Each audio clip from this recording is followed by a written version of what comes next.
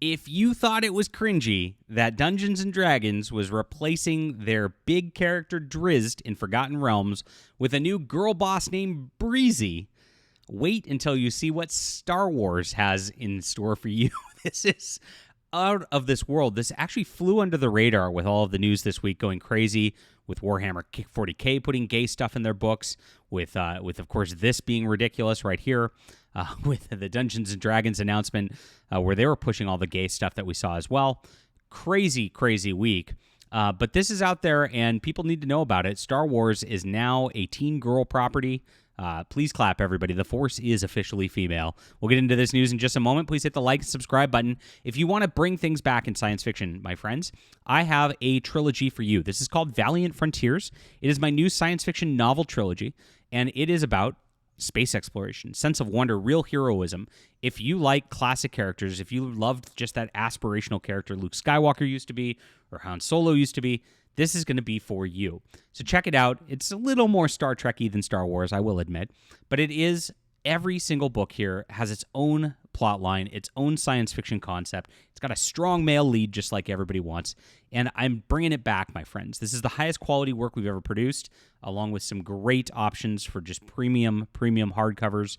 We've even got a leather-bound edition of my first science fiction trilogy. If you've been here since the Arishan War, I know this will excite you. Leather-bound, just like the classics like Easton Press does. This is the type of stuff I collect. That's why I'm doing it. Really cool stuff. So grab this. It's in the description below. Support real science fiction. Support independent alternatives, because otherwise you're going to end up with this type of stuff, my friends. This is it. Eyes Like Stars. Yes, this is what Star Wars is now. A Star Wars romance novel. Now look at this here. You see this this weird like Tumblr art with the like kind of pink and purple bisexual colors here.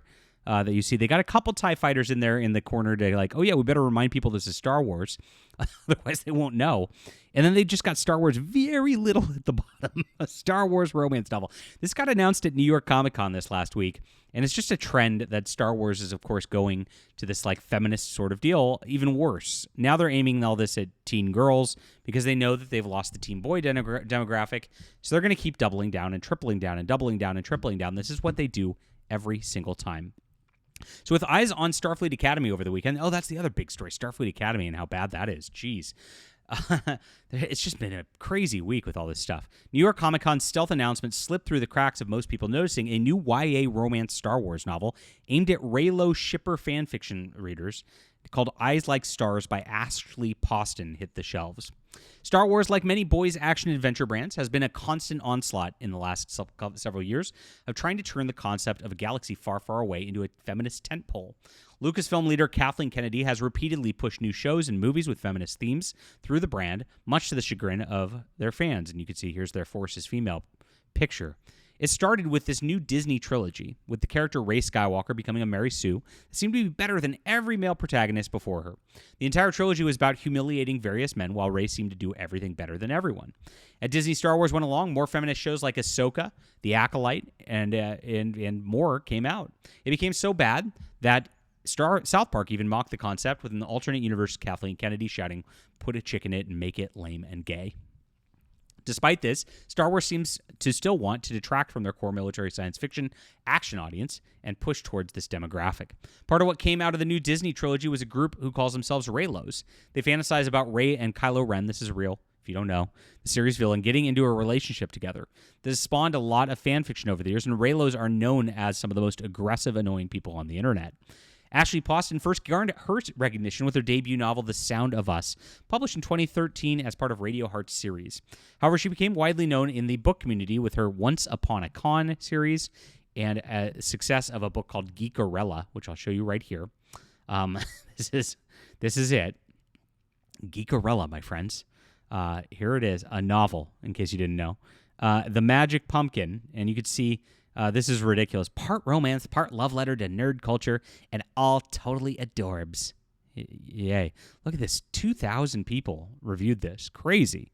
This is what sells, I guess. I mean, I guess I'm doing it wrong, making real science fiction. Maybe that's why people don't do it anymore, right? Very crazy. But I think what's happened is they've trained the audience that actually likes science fiction not to read anymore by putting out crap like this over and over and over again. So this is literally just Cinderella, but at a convention, at a cosplay ball. rather than something else. There's not much else to it. Pretty much slop, right? And that's exactly what you're going to get out of Star Wars. So she's been influenced by this, influenced by, of course, fan fiction. She said she writes fan fiction in her free time. And here it is. A charming young adult romance features all new characters plus cameos. You got to make sure there's cameos there. Hey, Star Wars simps that buy everything, make sure to get this. You're going to miss something, right? There's an AT-AT. Oh, a magnetic attraction, mysterious artifact, and fearsome first order. Oh, geez, this is right. This is in the Rey time period, too. Oh, boy. When 18-year-old Ardent Quay saves the life of Snarky, wild spacer on Coruscant. It's always snarky. They're always snarky and quirky. Yeah. She doesn't expect a thank you, and she certainly doesn't expect him to stow away on her father's Star Tours ship. It's more like Star Tours. Yes, this is about the Disney ride, not real Star Wars. Oh, gosh, it's painful. Yes, here it is, taking up residence in the ship's pantry and eating all of her favorite snacks. He's mysterious and coy and strange with silver hair and eyes speckled with stars, and no matter how much she tries to pull away, she can't. She should report him to her father, but she soon convinces her that there's a nefarious plot at play with the ship when there's the lives of everyone on board at stake. This is actually a terrible time to take a tour of the galaxy, and an even worse time to fall in love.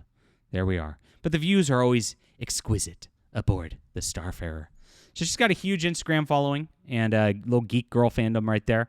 But this is what Star Wars is these days. Every property, guys. It's this.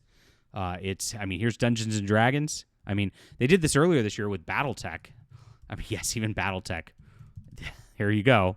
If you missed this one, holy crap. There's Hungry Like the Wolf. Yes, everything is getting just feminized and girlized, destroyed, and they just won't leave anything alone. So enjoy yourself. What do you think about this? I'm the only person reporting on it. I don't know why this one's not getting any attention. But oh my gosh, I guess Dungeons and Dragons and Starfleet Academy are so cringe that this pales in comparison.